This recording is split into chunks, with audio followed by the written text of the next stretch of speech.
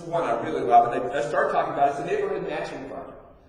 One of the reasons people were so angry at our city government was they said the city's putting too many resources into big projects downtown and not enough in projects that are priorities in the neighborhoods. And the government's response was, look, if we did it for your neighborhood, we said, for us, we can't afford to do it for all the neighborhoods, so we're not going to do it for any neighborhood. So I said, for projects like that, projects that are priorities for community, but not for City Hall, let's meet the neighborhood halfway. How about if we provide a cash match in exchange for the community's equal match of volunteer labor, valued at $15 an hour, or donated goods and services, valued at going rate? How about if we allow any group of neighbors to apply? You don't have to be incorporated, you don't have to have nonprofit status, just any group of neighbors wants to come together and do a project. We'll only fund one-time projects because the idea is to build capacity rather than dependence. All the funding decisions will be made by the neighborhood leaders themselves. I took this idea to our council and asked for $150,000 for that first year. Really controversial idea. They said, why should we put any money in projects that aren't our priority if we don't have enough money for everything that is? But finally, in a vote of 5 to 4, they approved that $150,000. Not exactly a mandate. That first year, we supported 22 community self-help projects with that money. They were so popular that the next year our council voted unanimously increase the fund to $1.5 million a year.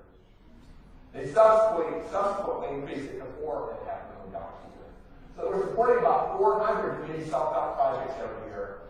Last year we celebrated the 20th anniversary of the Neighborhood Matching Fund in Seattle. Over that period of time, more than 4,000 community self-help projects have been completed. There's evidence of them in absolutely every community, greatly reinforcing the character of that neighborhood, enhancing the quality of life in that community. The other thing it's done is this city's $50 million investment over the years has covered $70 million in community resources. Then under the old model, where people are looking, the government to do everything, the government to cap. Where people are thinking of themselves as ratepayers rather than citizens. But the best benefit is newly involved tens of thousands of people in community life. Because we finally give people a way to get involved other than going to meetings. So here's some of the projects. I've already shared a few of them with you, but here's a few others just to give you some idea of the range. This is in our university district. This is a piece of property owned by our transportation department. And it was a problem property. It was in between the bicycle trail and the street. And in between wasn't good for transportation, so it just became overgrown. Big problem. Lots of junk on the property. And it was right across the street from the Quakers meeting hall. You know the Quakers, Baptist religious organization? And this is Floyd Schmo, that's his real name. He was a ranger in Monterey, and he was a leader in the Friends. And he helped lead the American Friends Service Community in Seattle during the Second World War. Helped with the resettlement of Japanese Americans after the internment camp. Floyd went to Hiroshima after the bombing and helped with the reconstruction of Hiroshima. Floyd went back several years later and helped build a peace park in Hiroshima. Great guy. Well, he was embarrassed about this overgrown property right across from his place of worship. So Floyd organized his friends. Floyd at the time was 95 years old. His friends were in their 80s and 90s, and together they cleared this property by hand, and they re-landscaped it as the Seattle Peace Park. It features a statue of Sadako, the girl who was dying of radiation poisoning and floating the peace cranes as a sign of peace and hope. And now kids come from all over and leave peace cranes around the statue of Sadako. Floyd died a few years ago at the age of 105. So I'd like to tell this story to let you know that activism is really good for you. Right? Better than the health club. All kinds of parks have been redeveloped. So everything from that small pocket park, the Peace Park, to this gigantic park, which was totally designed and built by volunteers in the community through the Matching Fund, and is a tribute to Dr. Martin Luther King. And this is where we have all kinds of demonstrations and wonderful community gathering places, but all built by the community. Every one of our playgrounds in Seattle, both in our parks and our schools, has been redeveloped by the community. It used to be every one of our playgrounds looked exactly the same. And now the playground, I think our parks department got a really good deal, right? But now they reflect the unique character of each place and the values of the people. So the first playground was in the Alki neighborhood. And when they had their design meeting, some of the kids showed up in wheelchairs. And they said, we want to make sure they can use the playground. So they built the first wheelchair-accessible playground in Seattle. We see over and over again innovations come out of the community. And this is another playground. This is in Carkeep Park. And this is in northwest Seattle, where they'd worked for 20 years to clean up the creek to make a better salmon habitat. After 20 years of work, they were able to get salmon to come back to the city of Seattle. It was an incredible accomplishment. And they said, well, now we got kids back, or we got salmon back, we want to get kids into our park. So they said, we want to build a playground. So they had a design meeting, and when they had the design meeting, one of the kids raised his hand and said, I want a salmon playground. And the adults are scratching their heads because nobody had ever seen a salmon playground before. But a local artist said, I've got an idea. And they built a 19-foot-long salmon. It's so big, you slide in the mouth and you come out the tail. And then you climb the cave and you climb over boulders. It gives kids a sense of the struggle that salmon go through to get back to the city of Seattle. So here's where you go in. It's pretty scary. Right? And here's where you come out and you land in a foam rubber sea. It's in our East Lake neighborhood. This is under our freeway. And underneath is good for nothing except pulling up the freeway. So there are all kinds of problems under there with drug dealing, with illegal dumping. Kids went under there and said, this could be the perfect place for something we've always wanted but haven't been able to find the land for. A BMX track. Fantastic solution. And it's always covered from the rain. We'll talk about the liability issues later. This is in our Finney neighborhood. This was private as a street. There's houses on either side, but it was never to go because it's too steep. Cars could never make it to the top. As a result, the property just became overgrown, huge problem with rodents. The only thing they tried to go up were four-wheel drives. They'd come in the middle of the night and race their engines and squeal their tires so they could make it to the top. Driving the neighbors totally mad. Then some of the neighbors had an idea, and they went out with picks and shovels. They dug through that heavy hardpan clay soil by hand, hauled these timbers up the side. They terraced that whole problem hillside and turned it into a community garden. So there's a picnic area there. There's children's play area. So the property that kept the neighbors apart is now the place that brought them together. And they're now working on other community projects. In the Alpine neighborhood, neighbors came together and renovated an old log cabin that was rotting away and turned it into an historical museum. We not only fund neighborhood communities, we also fund communities of color because many of our refugee and immigrant communities identify with their cultural community before they identify with their place because of common language, common culture. This community came together and used our matching funds to build a cultural center because they were losing their kids to the streets. Their kids were getting involved in gang activity. It's been incredibly effective at bringing the kids back into their culture and where the older people are benefiting from the use knowledge of computers and English and all that. It's in our Soto neighborhood. This is the industrial area just south of downtown. Wish I had the before picture. The backs of the warehouses were absolutely covered with graffiti. Huge problem. And it's the gateway into Seattle. It's the first look that tourists and commuters get of Seattle. Well, Mike Furniture here worked in one of the local factories, and he was embarrassed about this. So he had a great idea, and he says, why don't we see the backs of the warehouses as potential canvases for murals?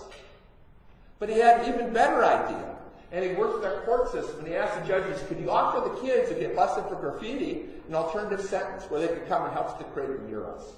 So young people created every one of these murals. And we found that as long as the kids were involved in this program, not one of them reoffended. The problem in Seattle is you can only paint outdoor murals 3 months a year because it's raining the other 9 months. So Mike got a local warehouse to donate their space, and in there they paint murals on 4x8 sheets of plywood. And they put those around construction sites to beautify the construction sites. The developers pay for the murals, and it keeps the program sustainable over time. So now there have been more than 1,500 murals created through this program. More than 5,000 young people participated. And I hasten to add that you don't have to get busted in order to get into the program. We don't want to create negative incentives. This is from my neighborhood in Palm City. It's a longer story, but I don't have time to tell it. But it was an area that all of our businesses had basically moved out. Because of big box retail, because of the mall, and as more and more businesses moved out, crime moved into the neighborhood, so the whole place was boarded up. So the community solution, we couldn't get any businesses to come. Finally, somebody said, well, if we can't get real businesses, let's pretend. So they said, what kind of business would you like? And somebody said, I really want an ice cream store. So they painted the boarded up doors and windows to make it look like there was an ice cream store. People said, well, that's cool, but I'd like a bookstore, and I want a toy store, and I want a hat shop, and I want a dance studio. So we painted that entire block to make it look like there were real businesses. It's been boarded up for 15 years. People got excited. Cars were stopping. People wanted to get out and shop. Within a year, we had to take down every one of the murals because real businesses wanted to get in on the action. This is what it looked like 1 year later, with an Italian deli, with a brew pub, with a co-op art gallery that also came out of community action. You go to Columbia City today, there's not one empty storefront. They're building new mixed-use development to keep up with demand. And everything that happened built on the community's resources. Here's one of the businesses that started up. It was a rundown storefront. Neighbors came together and said, let's renovate that. They renovated it. Says, now we got to get a store inside. They said, how about a bike store? Somebody said, how about a non-profit bike store? So they get people to donate their used bicycles. And they train at-risk young people how to fix those bicycles. And when the kids graduate from the bicycle repair program, every kid earns his or her own bicycle. They formed a bicycle club now. They do regular bike rides around the neighborhood. They do an annual bike swap. So as the kids grow, they can swap for larger bicycles.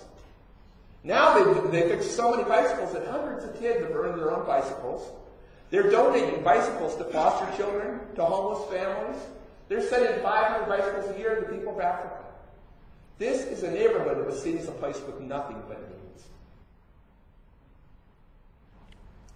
And the final story from the matching fund is in the Fremont neighborhood.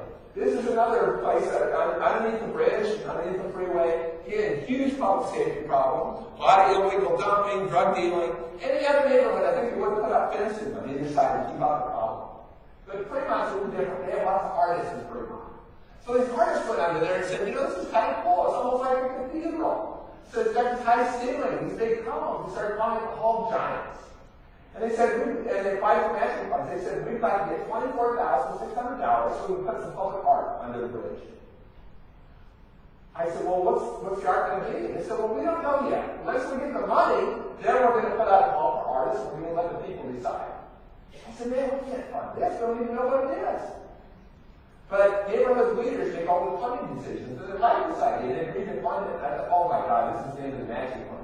Because this is the second year of the program, it's still a pretty controversial idea.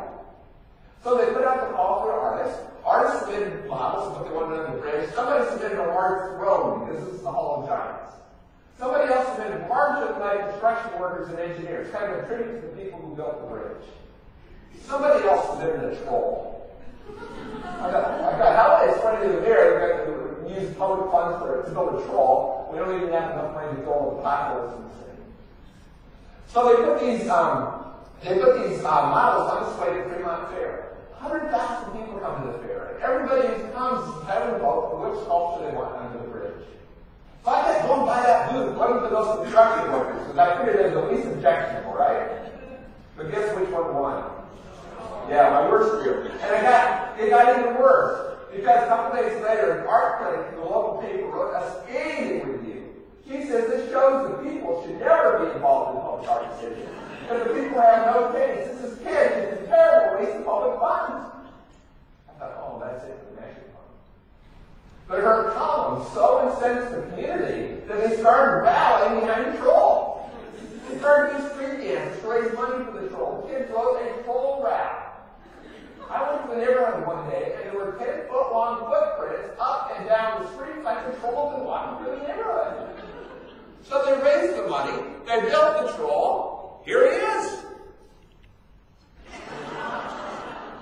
That troll is so big, that's a real BMW he's got in his hand, or whatever you call it on the troll. Serving an environmental state, like he lifted it off the top of the bridge. There was some vandalism early on. Somebody broke out the windows in the BMW. But the neighbors organized. They formed a troll patrol. They put lighting on the troll. They walk around the troll in the neighborhood at night, making sure the troll and the neighborhood are safe.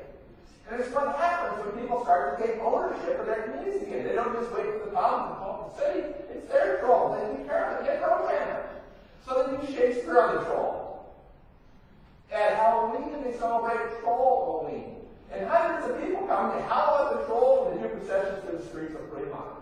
And this troll now brings people from absolutely all over the world. Here's proof.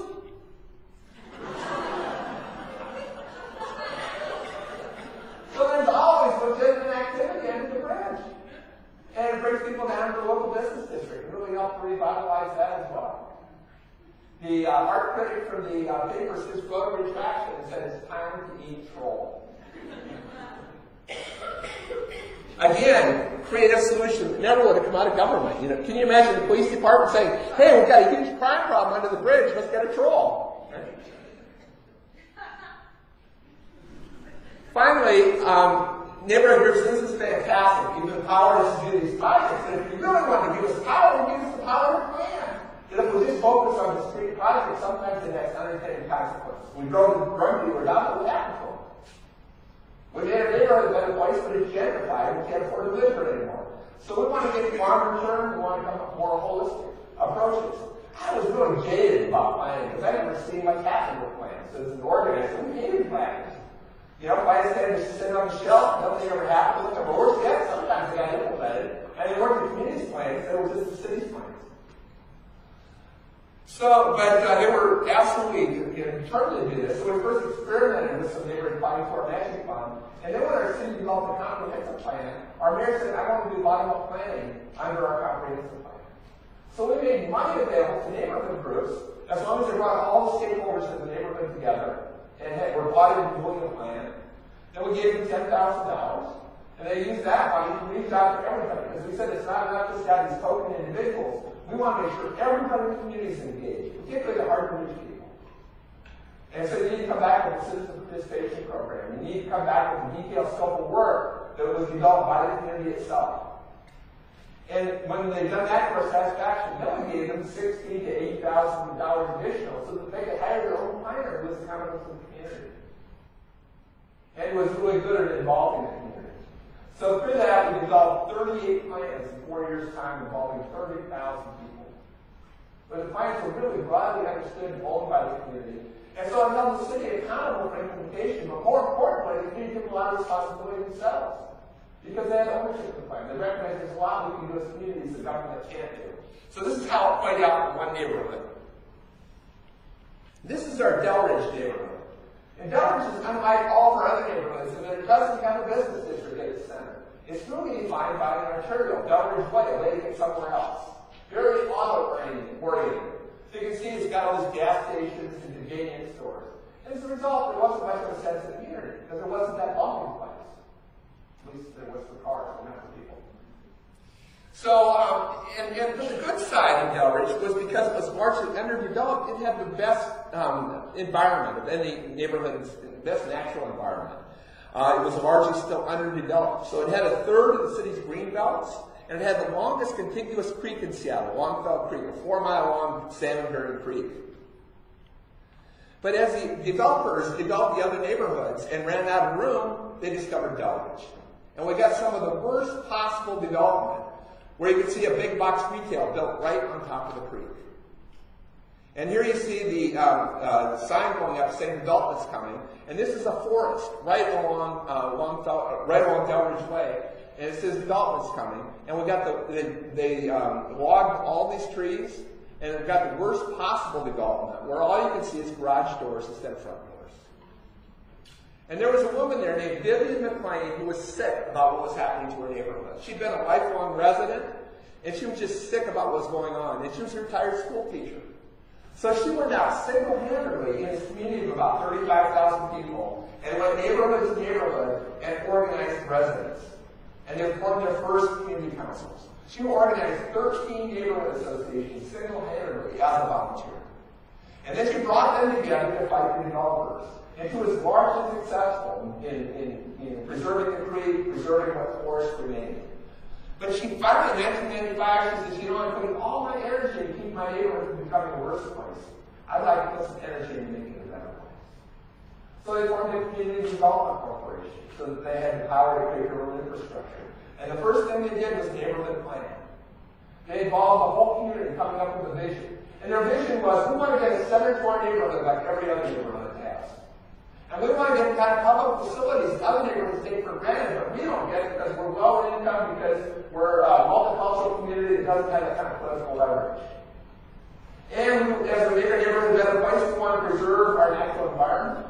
And as we make our neighborhood a better place, we want to keep it affordable. We don't want to gentrify. We don't want to create a better neighborhood for somebody else. We want to create a better neighborhood for us. So here's what resulted.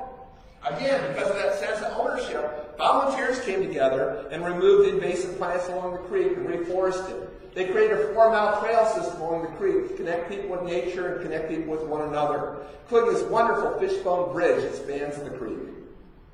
They worked with new immigrants and refugees to build community gardens. And then in the center of the neighborhood, on a vacant lot just covered with blackberry bushes, they said this is where our neighborhood center is going to be. That was their vision. And they built a 3-story mixed-use development. The scale was unlike anything else in the neighborhood.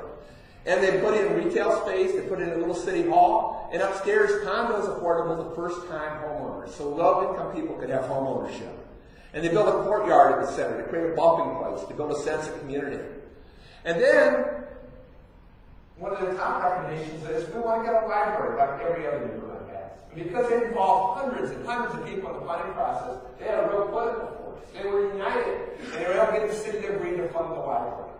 But before the city even had a chance, the community came together and designed that library themselves. And they invited city officials out and said, this is where our library is going to be located, and this is what it's going to look like. And because the community was so united, the city agreed. And so here's what they got. A library with 32 units of low-income housing. This would never come out of our city government because our city government is organized in silos. Our library department does nothing but libraries. Get much more interesting, holistic approaches coming out of community. And I tell you, the low-income people who live in this housing feel so proud. Bill Gates doesn't have a big library in his house. This is another green belt that was threatened with development. So the community says, we want to show that development can be compatible with the environment. We're going to build fairly dense housing.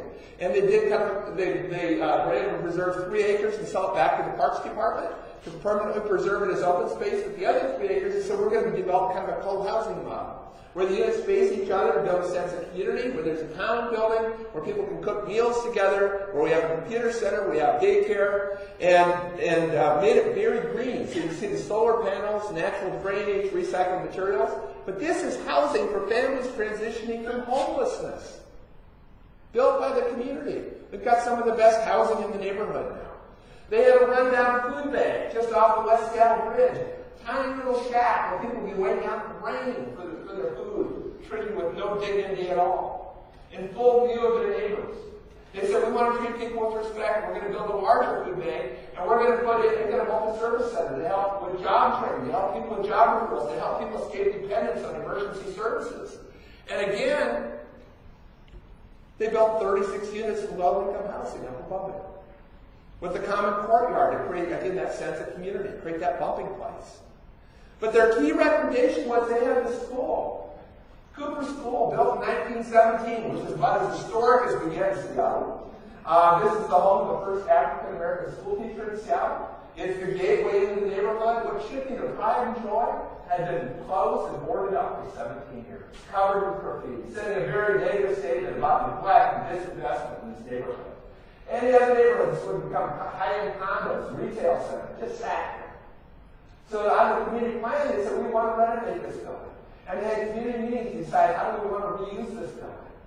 And their idea was we want to create a multicultural center surrounding young people with the arts and give them every chance to be successful. They were so excited about their vision that they did a capital campaign to raise the money themselves out of this low-income community. And they renovated this building as the Youngstown Cultural Arts Center. And they invited in the Interagency Academy, which is a school for kids that have been kicked out of every other school in Seattle. Kids who had no breaks in their lives. And they brought in the leading youth arts organizations as the anchor tenants. And they fixed up the old gymnasium as a state-of-the-art movement studio where they do hip-hop and breakdance and ballet, where they have a recording studio where kids are creating their own videos and CDs. They converted the old cafeteria to state-of-the-art theater.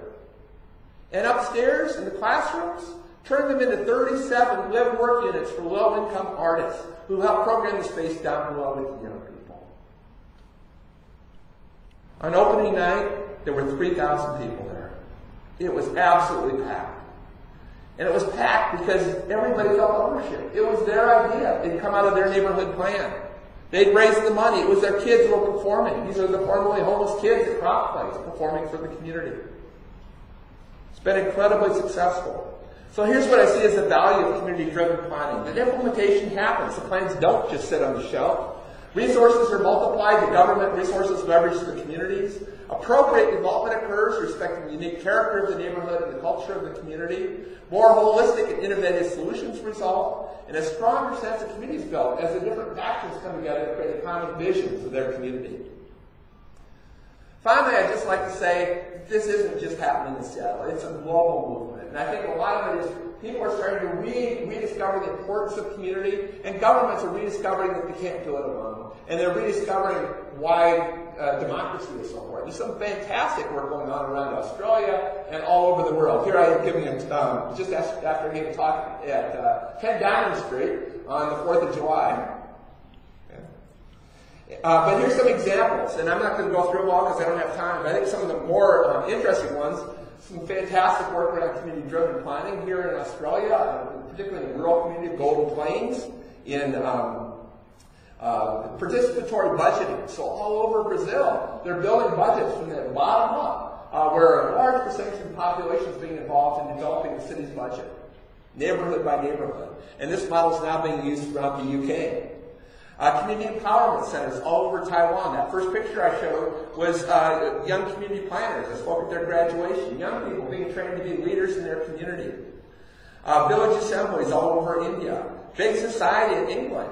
I've given a couple talks at 10 Downing now, and a couple of the initiatives they have are, one is they're training 5,000 community organizers because they have no money. And they recognize that the resources are in the community. So there's community organizing starting to happen all over the UK. And they're just putting together their own matching fund program modeled after ours of £120 million that's going to be available across the country. So here's the major paradigm shift I think is required to move in this direction on the part of agencies. That while it's important for agencies to continue to focus on the needs that can't be addressed by community, the basis for partnership is to also focus on the community strengths. Because then it's a real partnership where everybody's bringing something to the table. Then in addition to the work that agencies do in focusing on their general functions in the different silos, we're going to work with communities. We need to do the work in more of a place-based way. And finally, that in addition to the very important work agencies do in driving their agenda for things that aren't being adequately addressed by the community, that we also need to make resources available to help the community focus on their own priorities through their own associations. Because they won't get involved unless there's that ownership, unless it's what they care about, they're passionate about. This isn't easy work. I made it sound really easy because I separated 20 years of work in 1 hour, and it didn't take 1 hour, it took 20 years. We started really small, we stumbled along the way, and we grew over time. So this doesn't happen overnight. And you can never make change overnight. It's about taking big but starting small. And I see small steps being taken over. I'm so inspired by so much of what's going on with United Care. Here, I'm so inspired by the men's sheds. I'm so inspired. I was leading. They had a wonderful cleaning project where they're going out. The community members are picking all the fruit and vegetables that have fallen and just rotting, and they're putting thousands of tons of produce into the food banks in Sydney. There are matching fund programs now in a dozen different cities all over Australia, from Sydney to Canning. So there's a lot of work going on here in Australia, but it's not easy. It takes a long time. So how do we know if we're being successful? We talked about this earlier, Kate and I did. Part of our frustration is how do you measure success with community development work? What are the measures? Because we're working across the whole spectrum. If you're doing the work effectively, it should affect all kinds of indicators. So it's kind of hard to know what you should take responsibility for. I grew up in Iowa, so I kind of like this old Iowa farm proverb. You don't make the hog fatter by weighing it. Sometimes I think we spend way too many resources measuring and not enough actually doing the work. And we aren't always measuring the right thing. And Einstein helped remind us of that. He says, not everything that can be counted counts, and not everything that counts can be counted. So I really like the work that's being done at Port Phillip. They figured it out. They said, the only thing that really matters is whether people are happy or not. Think about it. What else is more important to measure? So they train people how to be smile spies. And volunteers walk down the street, they catch other people's eyes and see what percentage of people smile back at them. And then they have a formula they work out and calculate how many smiles per hour there are in each neighborhood. And it's the ultimate indicator, I see, it's actually changing conditions. So the numbers keep going up. They're at 7 in this neighborhood. They're up to 10. And this guy's really happy because they're up to 14. So I just want to thank you for everything you do to help put smiles on the faces of people in your communities. And just, challenge you to think about how can we do even more work to get people more ownership, to break down that division between clients, between providers and clients, and make it about the community. How do we do this work together? How do we work in partnership? So I look forward to giving you some discussion and having some questions. Thank you.